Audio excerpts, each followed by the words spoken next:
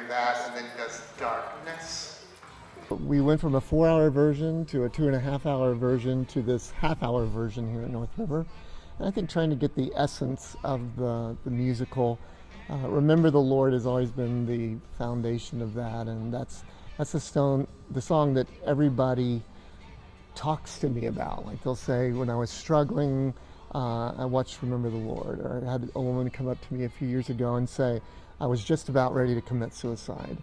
And so I saw Remember the Lord, I went back and I saw it, and I looked at it again, and I looked at it again, until I had the will to keep living. And just those kind of stories have been just so surreal over the years to understand how much of an impact that has had. And really it all started in the mind of Steve Johnson. I mean, the lyrics, the storyline, of course based on the book of Acts, but he's just an incredible talent, a great vision for seeing something and really getting into the minds and the hearts of people and telling the story in a very unique and personal way.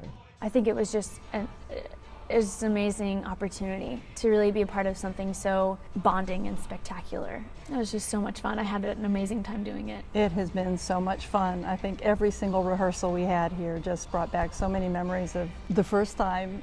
It was, I think every rehearsal I cried at some point just watching people sing and being part of it. It has been an amazing experience. I can't even think of a time when I wasn't familiar with Upside Down.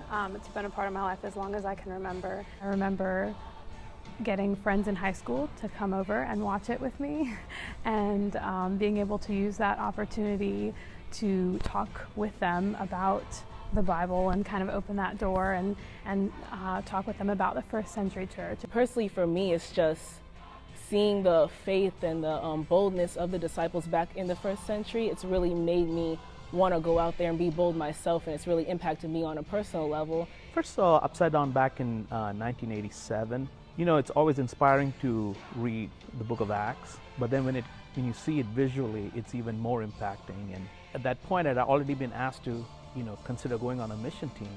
Seeing it and seeing what the disciples in the first century did and how they put their lives on the line to see the gospel spread, and thinking, wow, this is the same mindset that we would have to take when we went on mission teams. That was very challenging and inspiring at the same time. And a year later I moved to Boston, and then 2 years after that I went on the mission team. The congregation, I think, really was impacted by it and just felt really inspired. But I have to say my favorite memory just of rehearsals was one night at the very end of rehearsals, a group of students from Kennesaw State University came in because they had someone who was ready to be baptized. They came down, shared, baptized him, and as soon as he came up out of the water, Sherwin started playing Prayer for Boldness, and everyone dressed in their first century garb started singing in perfect harmony, and it was just such an amazing moment. So that's my favorite memory.